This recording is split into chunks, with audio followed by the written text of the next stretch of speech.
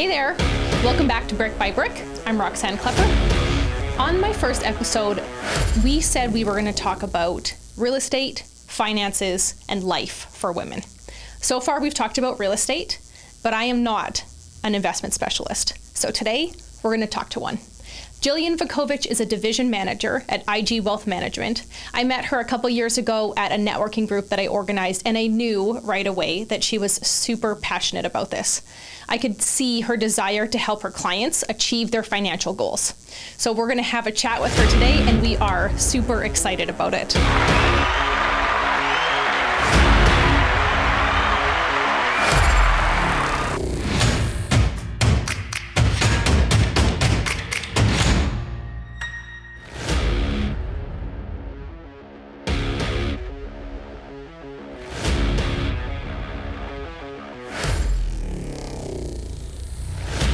Hey, Jillian.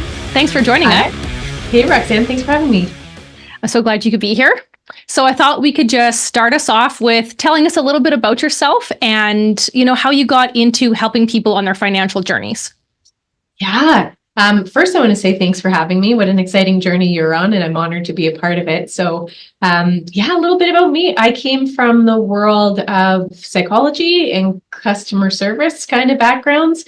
I grew up in an entrepreneurial family, and I just watched lots of highs and lows in the world of money. As time went on and I watched my family's lives develop and my life developed, it became really natural to gravitate towards the talk of money and finances. And it's something that's always been really exciting to me. And, something I say that people kind of like scoff at, but I love money. I love money.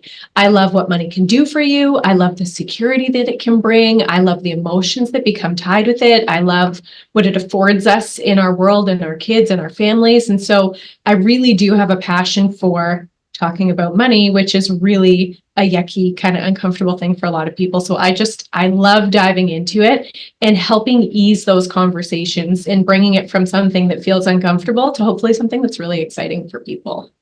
Love that. And it's true. Some of those conversations people just shy right away from. They have no desire to talk about money, even with a professional.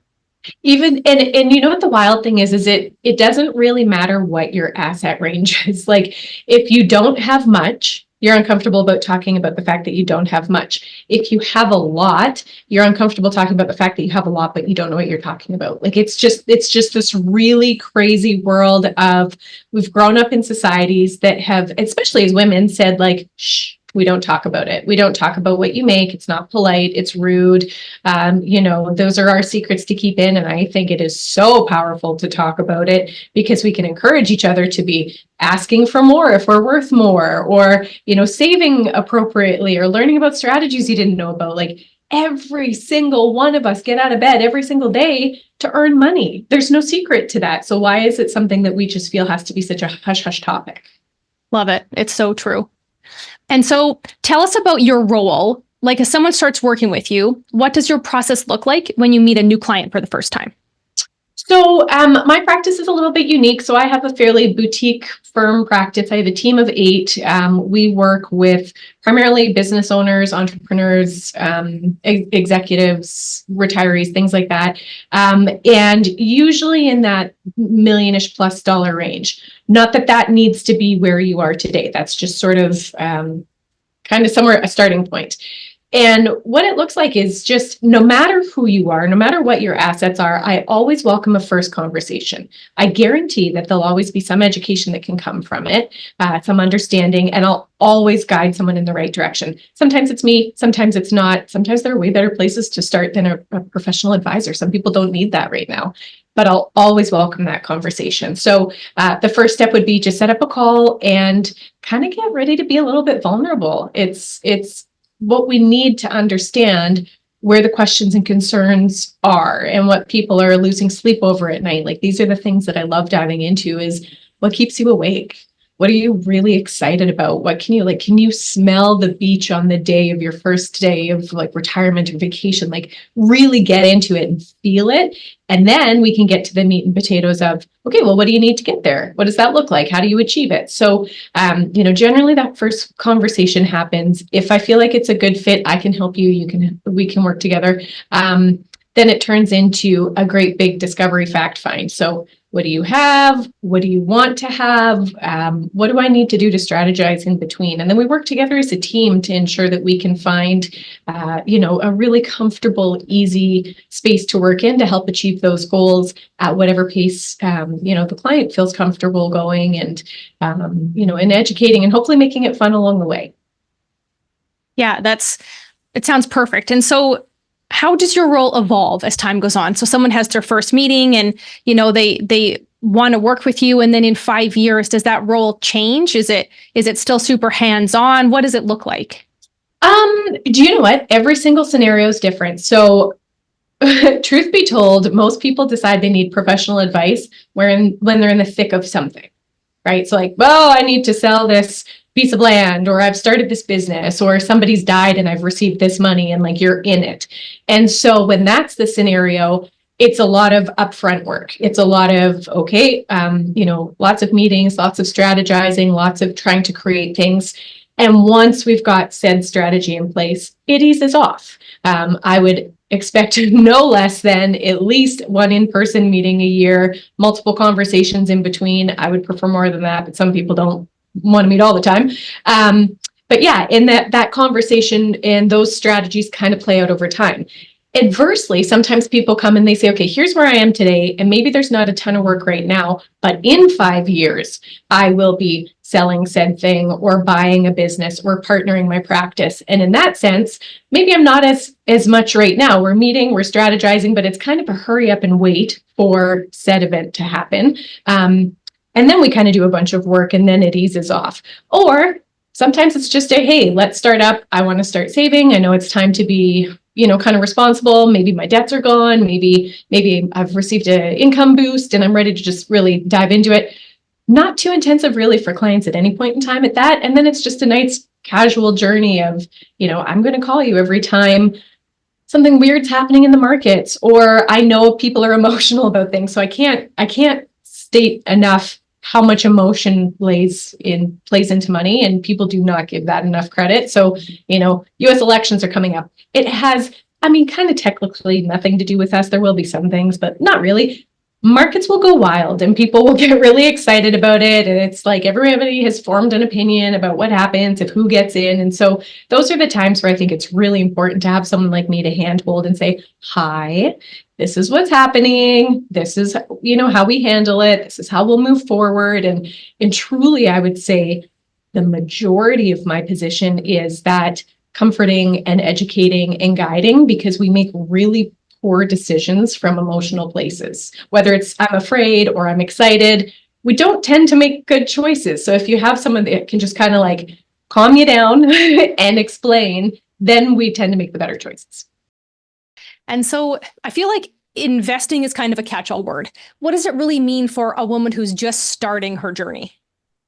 Like, if you were to say, okay, you haven't saved any money before, what are kind of the steps you would encourage someone to go down? Yeah, certainly talking to people around you. So this is a catch-22, I guess. I want people to talk to those around them about what they're doing from the investment world, but that doesn't mean that that's what you need to do. So probably one of the biggest mistakes I see people make is doing what their parents did or what their brother did or what their rich friend did, but everybody's circumstance is different. And what would work for me might not work for you. And it doesn't mean you're doing it wrong or I'm doing it wrong. Everybody's situation is individual. So, for a woman starting out, investing is first learning and understanding, what does that mean? Are you real estate investing? Are you money investing? Are you investing in education? Like there's so many different ways. But from my perspective, the monetary investing, learn about what different avenues there are. So there's basically 3 different places in Canada that we can save. Jillian, can you tell us about those 3 things? Yeah, so ultimately there are 3 places in Canada where you can save money investments. So there's an RSP. A lot of us are familiar with them. If used properly, exceptional tool. A lot of people have a nasty taste in their mouth about them because they haven't been used properly, and then they face some tax consequences. So generally what happens with an RSP is after you've had all of your taxes taken off your paycheck, you have money left behind, hopefully. And when you put it into an RSP, you get the taxes that have been taken off of that money returned to you. So it decreases the amount of taxation that you owe, if you owe, or it gets you a tax credit. In the future, when you take money out of the RSP, it is 100% taxable. Where the benefit comes from is if you're at a 40% marginal tax bracket when you put money in, and you're at a 20% when you take it out, that money has a 20% extra value to you, plus any of the growth that's happened over time because it's not taxed until you touch it. So it's a very strong tool if used appropriately.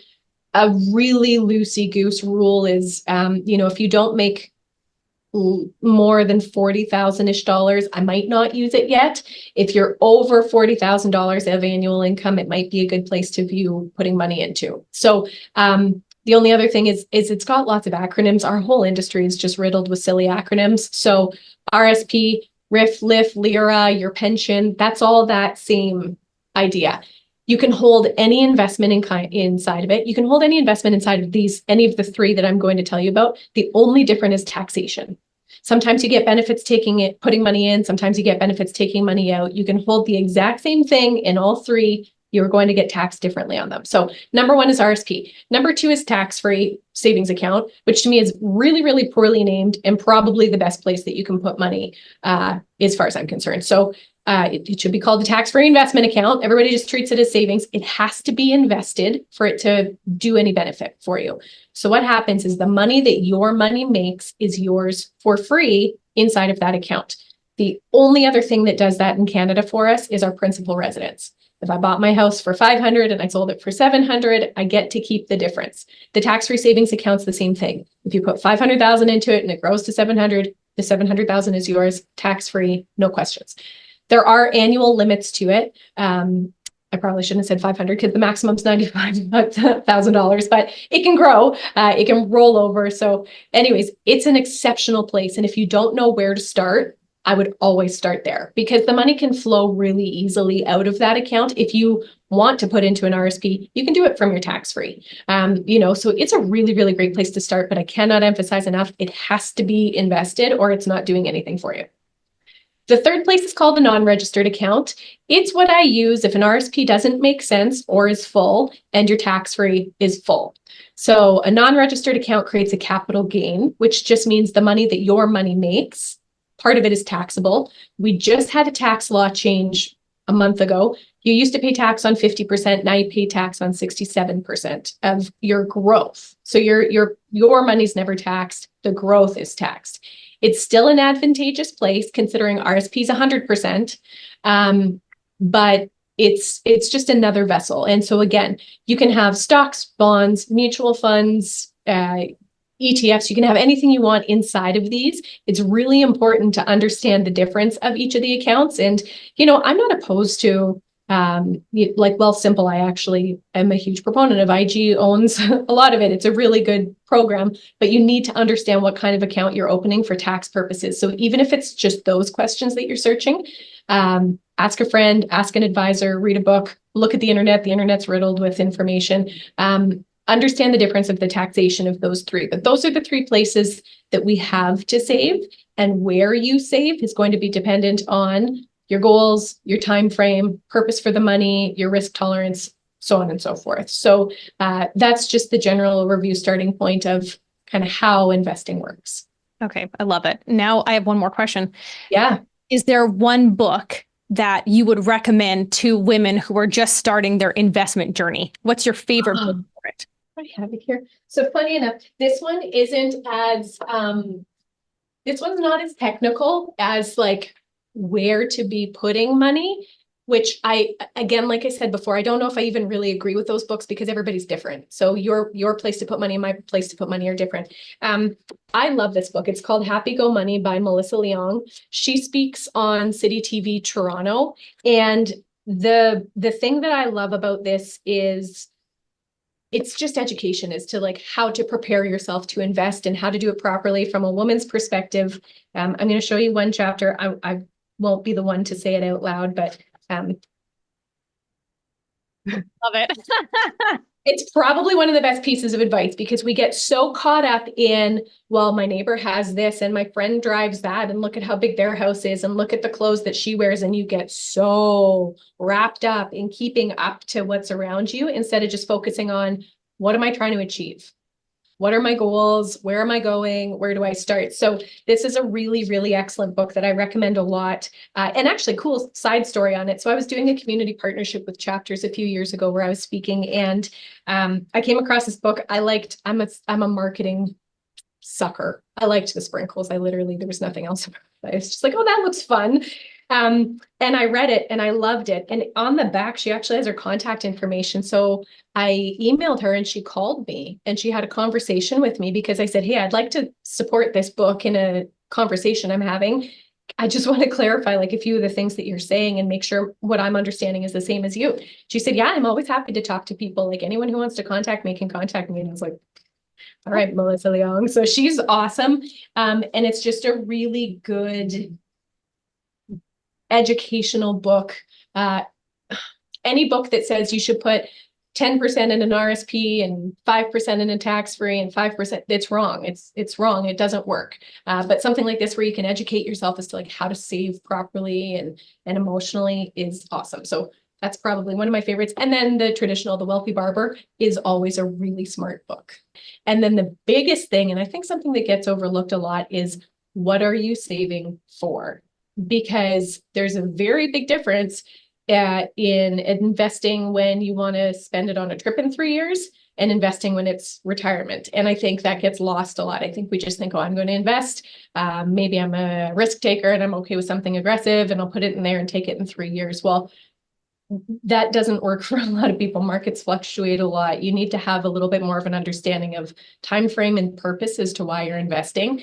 And the big thing I find, leaning back to the psychological side of it, it's the same as like going to the gym, right? So January 1st comes around and I'm like, I'm going to get fit. This year's the year. I'm going to be a better version of myself. And for 6 weeks, I work really hard. And then it's, once a month, and then it's once every couple of months. And then by the end of the year, it falls off because I was really excited about it, but I didn't really have a driving factor other than like, I'm going to do this. Versus if you meet someone who's getting married in 6 months or has a big vacation coming up and they want to look awesome in their bathing suit, they are dedicated to going to the gym. They know why they're doing it. They continuously stay with it. They follow that plan. Bar none. Like that's how it works. I see money as no different. If you just want to invest because you think you should, or it's what everybody else is doing, you probably won't stick to it the same as if you say, this is what I'm trying to achieve. This is what's important to me. I can feel the day that I don't have to wake up and go to work anymore. When you have that, then you're way more likely to stick to your plan. And so spending some time thinking about why, is it because you think it's the right thing to do, or is it because you're really excited about whatever said next thing is? And then talking to someone about it, be it me, be it another advisor, and learning how to then implement strategy to make sure you can achieve those goals. That's some super good information. And you're totally right, right? People just do it because they think they should, but I think everyone's more motivated when there's a light at the end of the tunnel and they can see why they're doing it. 100%. And when it comes to starting their savings journey, is there I know there's always industry talk. Is there like a certain percentage of money that people should be saving for retirement? Is it different for everyone? So again, totally different for everyone and what your goals are and what you're saving for. A loose target would be like 10 to 20% of your gross income. So your gross income is before you've paid all of your taxes. That's a totally different number than what you actually get to bring home. So if you're looking at gross income, I'd say closer to that 10%. If you're looking at your net income, so what actually shows up in your bank account, 15 to 20. Again, sometimes that's not achievable for people. Sometimes, if you're a single mom, like that money just isn't there. And maybe you can do 2%. Well, that's better than nothing, right? And it all depends on what you're working towards. Like, are you retiring on a yacht in the Maldives, or do you have a nice cozy cottage in Sylvan, like in the bush somewhere? Like so the numbers are completely different. And I could recommend 100 books that are great books to read if it's beginner investors, but you need to really take it with a grain of salt. They're very blanketed statements. Right. If you can save 10%, that might not be enough for some people. That might be way more than enough for some people. So it gives general guidelines, but to actually understand what you personally need, I would recommend speaking to someone about even just a starting point for what those goals would be and what it costs. Right.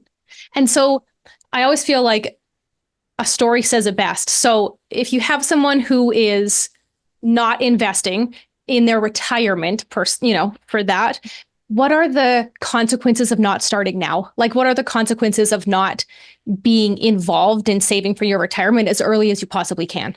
I think people forget what that when they retire and they just have no money.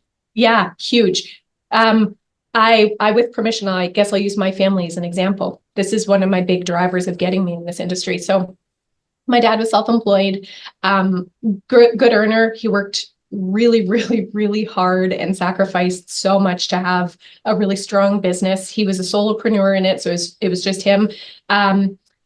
He loved his job. He was the only one of his kind doing it, so it's not like there was a whole ton of competition or whatnot. So he just said, like, I will work forever. I will always have this income. I will, be good this way, and off we go. And then he was diagnosed with cancer and like hard stop to work. Hard stop.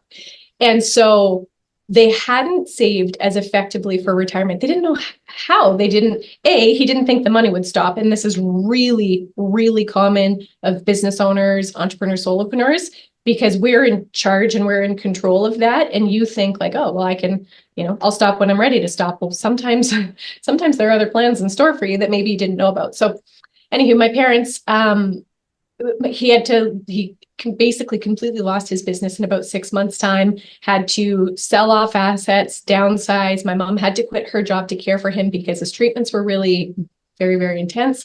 And they basically went to like ground zero after having a really, fruitful career in life, because they didn't save properly. And one of the biggest things that they always say is, if only we knew someone like you when we were your age, right? And so the cost is huge to not start. And again, I think sometimes people get the idea in their head that, and I'm very much this person, I'm an all or nothing gal. If I can't do 10%, then it's not time for me to start. That's not true. If you can do 1%, it's time for you to start. If you can do 20%, it's time for you to start. Like, you don't have to be perfectly ready, because you will never be perfectly ready. You will always find something else that can, take your time, attention, money, something else that you feel is more important. Or the biggest one is you're just going to be in avoidance of this. So many people just avoid this conversation and put their blinders on, and they're like, I'm fine. I will be fine. Things are fine.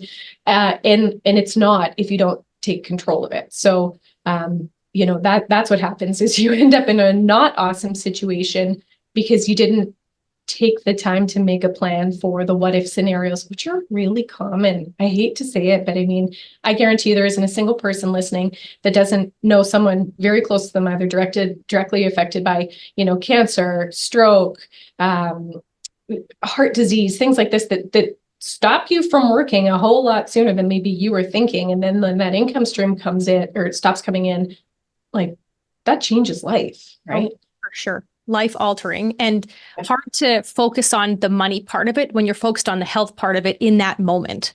100%. It's the last thing you're thinking of. But it's like, it's the biggest, scariest, most stressful thing, being like, wow. Like, so for my dad, he had 33 radiations and 7 chemo treatments. And like, he was like, could not in bed. That was it. And then my mom had to quit her job to stay with him. Of course, money's this huge pressure and stressor. He felt like he needed to try and recover quicker, to try and, get back to it. And there was just all of this extra added tension, when in all reality, all they should have been focusing on was health. Right. But there are so many of us who don't. We just think my income will be there until I decide it won't be. And that isn't always the truth. And sometimes we run ourselves into the ground trying to catch up. We're 10 years past when we're supposed to be saving. Now we're trying to work extra hard to do it. And then you get sicker faster. Yeah. And it's so much harder to catch up later in life. Like there's a concept called the time value of money. And basically it's just compounding interest. And if you started saving when you were 20 and finished at 30, by the time you're 65, you would have as much money as if you started saving at 40 to 65. So another 15 years of saving, you'd have the same amount of money because of compounding interest. So if you just did 10 years when you were young, which I know is hard. I mean, like, yes, in a perfect world, but you're dealing with student debt and you're buying homes and, you have kids and things are expensive. But in theory, interest does some pretty phenomenal things if you let it work for you earlier on. And so, my biggest piece of advice wouldn't be don't wait until you're ready because you'll never be ready. You'll always find somewhere where money can go. You have to pay yourself first. You have to put your chunk of savings before your mortgage, before your phone bill, before your Netflix, before your Disney, before your gym membership. And it has to be as important as those. It has to be, or else it will fall to the wayside and you won't be prepared later. Isn't that so funny? I actually recorded an episode the other day called Pay Yourself First. And yeah, that's what it was about. I'm going to link to it in here. Excellent. It's advice, though. It's so good idea. That's great. That's great advice, Jillian. Thanks so much. Thanks so much for all that information, Jillian. It was amazing and great for our audience. If any of you are interested in starting your financial journey, I'm going to put all of Jillian's contact info in the podcast notes, so you can feel free to reach out, ask questions, and kind of get familiar with her. Thanks again, Jillian. This was amazing. Thank you so much, Roxann. And thank you for everything you're doing for the women in our community. This is awesome. You're an absolute leader, and I'm so proud to have been on the show with you today. Thanks. We'll see you soon. Thanks for tuning in today. That information was incredible, and we're super grateful to have had Jillian on the show today. If you enjoyed that information and you're finding this useful to you and you think it will continue to help you learn and grow, feel free to hit that subscribe button. And actually today, I'm so thrilled with that book that Jillian mentioned that we're going to give that away to the 20th subscriber with my favorite bottle of wine. So stay tuned for our next episode to find out who the winner is.